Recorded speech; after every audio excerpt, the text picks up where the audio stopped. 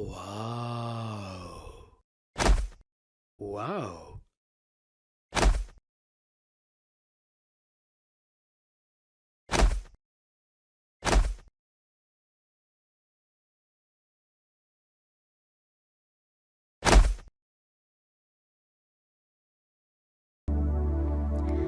Komponen enzim. Oke, enzim itu terdiri dari dua bagian ternyata.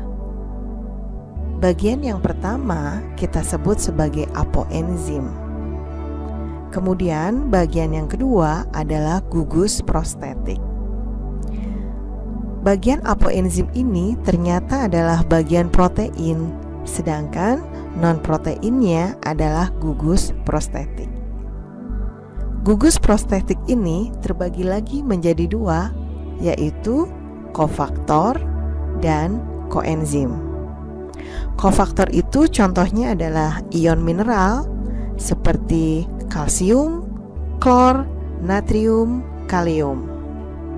Sedangkan koenzim itu contohnya adalah vitamin seperti vitamin B1 tiamin, B2 riboflavin, B3 niacin, B5, B6, B11, B12 kobalamin, biotin, dan koenzim A. Selanjutnya kita akan bahas tentang sifat-sifat enzim. Kalau tadi kita tahu bahwa enzim, bagian enzim salah satunya adalah apoenzim, yaitu bagian protein. Maka sifat pertama enzim adalah sebagai protein.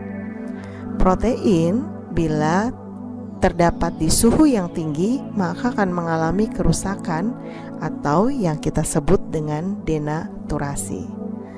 Sifat yang kedua, enzim bekerja secara spesifik. Enzim hanya bekerja pada substrat tertentu. Contohnya, enzim petialin di dalam mulut hanya akan mempengaruhi karbohidrat meskipun di dalam mulut terdapat protein dan lemak. Selanjutnya, sifat enzim adalah biokatalisator, sebagai katalis yang akan mempercepat terjadinya reaksi dengan cara menurunkan energi aktivasi tanpa ikut bereaksi ya. Sifat selanjutnya yang keempat adalah enzim diperlukan dalam jumlah sedikit.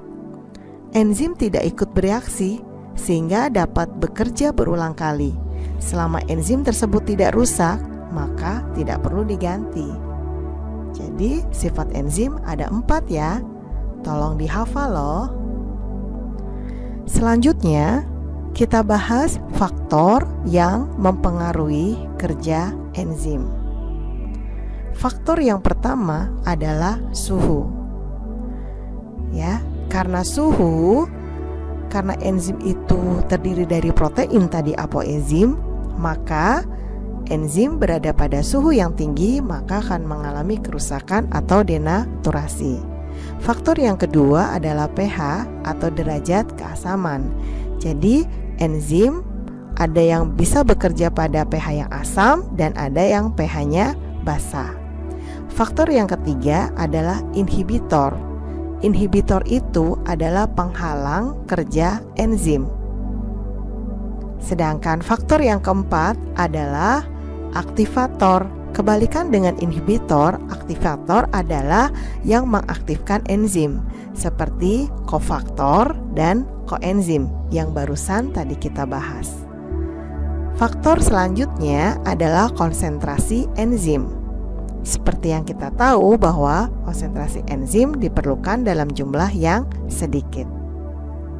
Dan faktor yang mempengaruhi kerja enzim yang terakhir adalah konsentrasi substrat.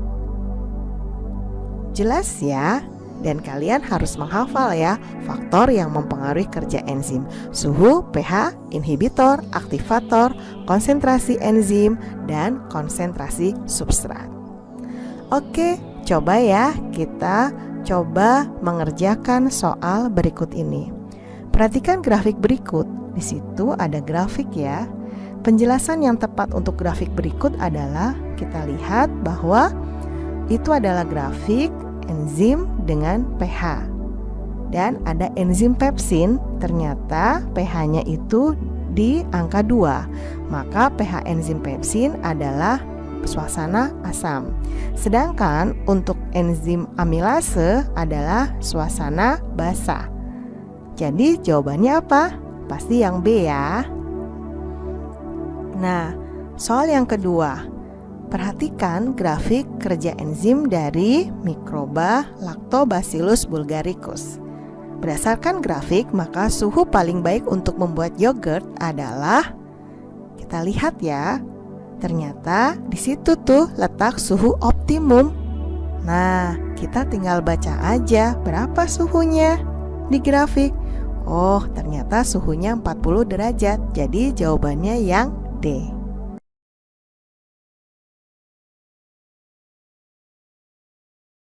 Cara kerja enzim ada 2. Yang pertama adalah lock and key atau gembok dan kunci. Kita perhatikan gambar ya. Yang berwarna putih itu adalah enzim, diibaratkan sebagai sebuah gembok. Sedangkan di depannya itu adalah gambar substrat, diibaratkan sebagai sebuah kunci.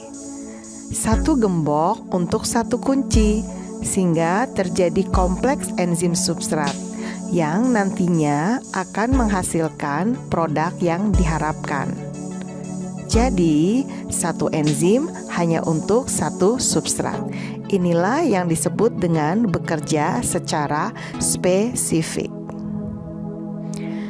Cara kerja enzim yang kedua adalah teori kecocokan induksi atau indux fit teori. Berbeda dengan teori yang pertama, kita perhatikan gambar ya. Yang berwarna kuning itu adalah enzim, di mana yang diberi tanda adalah sisi aktif enzim. Kalau kita perhatikan bentuk sisi aktif enzim dengan substrat berbeda ya, sehingga enzim dan substrat tidak mungkin bersatu. Tetapi karena ada teori kecocokan induksi, maka sisi aktif enzim menyesuaikan bentuk substrat sehingga enzim dan substrat bisa bersatu. Selanjutnya kita akan membahas tentang macam inhibitor. Inhibitor adalah penghambat kerja enzim. Terdiri dari 2, yaitu yang pertama adalah inhibitor kompetitif. Inhibitor kompetitif ini mempunyai bentuk yang sama persis dengan substrat, sehingga enzim dan substrat tidak dapat bersatu. Atau artinya enzim ini bingung mau milih substrat atau inhibitor kompetitif ya, karena bentuknya sama. Nah, di kehidupan nyata itu contohnya adalah karbon monoksida bersaing dengan oksigen untuk berikatan dengan hemoglobin. Harusnya hemoglobin kan mengikat oksigen kan? Karena ada karbon monoksida, maka hemoglobin lebih mengikat ke karbon monoksida daripada oksigen. Sehingga orang tersebut keracunan karbon monoksida dan bisa menimbulkan kematian. Inhibitor yang kedua adalah inhibitor non-kompetitif. Inhibitor non-kompetitif menempel di bagian lain enzim, sehingga enzim dan substrat tidak dapat bersatu. Nah, contoh di kehidupan nyata adanya antibiotik penisilin yang membatasi sisi aktif enzim, sehingga bakteri tidak dapat membelah diri. Maka fungsi dari antibiotik adalah menghambat pertumbuhan bakteri. Jelas ya perbedaan antara keduanya? antara inhibitor kompetitif dan inhibitor non-kompetitif. Kita coba ke soal ya.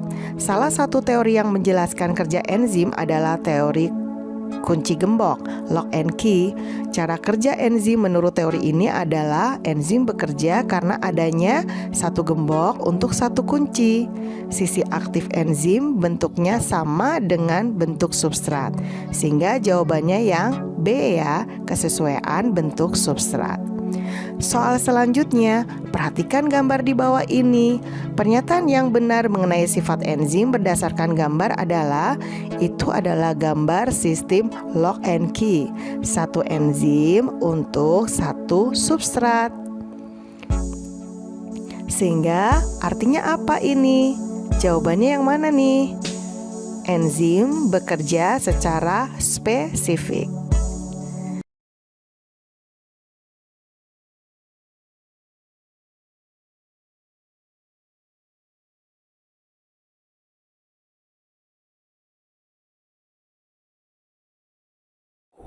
Wow.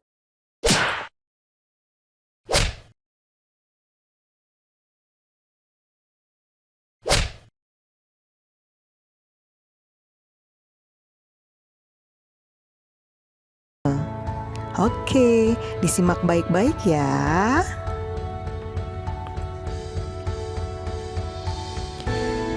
Reaksi kimia di mana bahan bakunya adalah karbon dioksida dan air akan menjadi oksigen dan glukosa.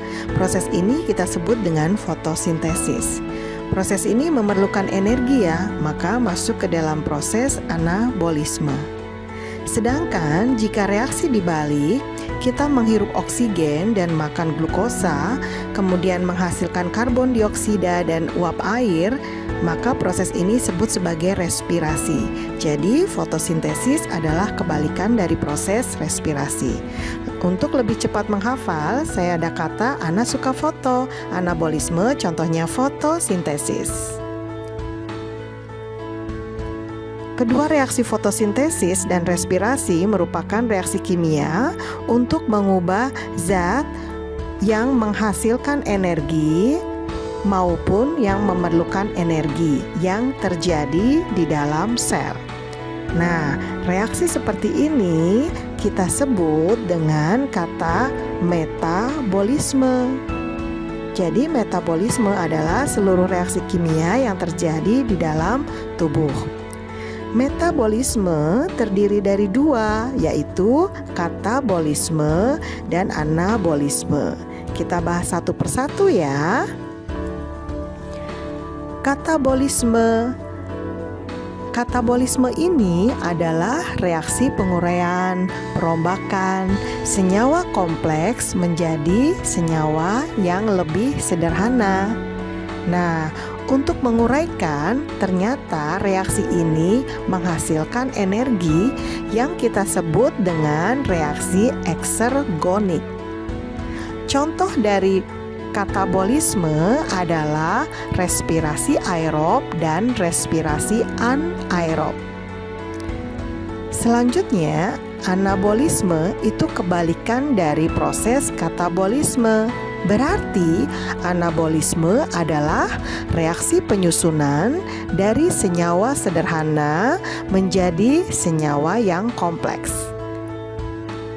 Biasanya menggunakan kata sintesis ya. Nah, karena menyusun maka memerlukan energi atau yang kita sebut dengan reaksi endergonik. Contoh dari anabolisme adalah fotosintesis, kemosintesis, sintesis protein. Jadi kalian sudah paham ya perbedaan antara katabolisme dan anabolisme. Silakan dihafalkan dan diulang ya. Oke, selanjutnya untuk pertemuan video selanjutnya kita bahas tentang proses, letak, dan hasil respirasi aerob. Ditunggu ya videonya. Jangan lupa like dan subscribe ya. Terima kasih. Wassalamualaikum warahmatullahi wabarakatuh.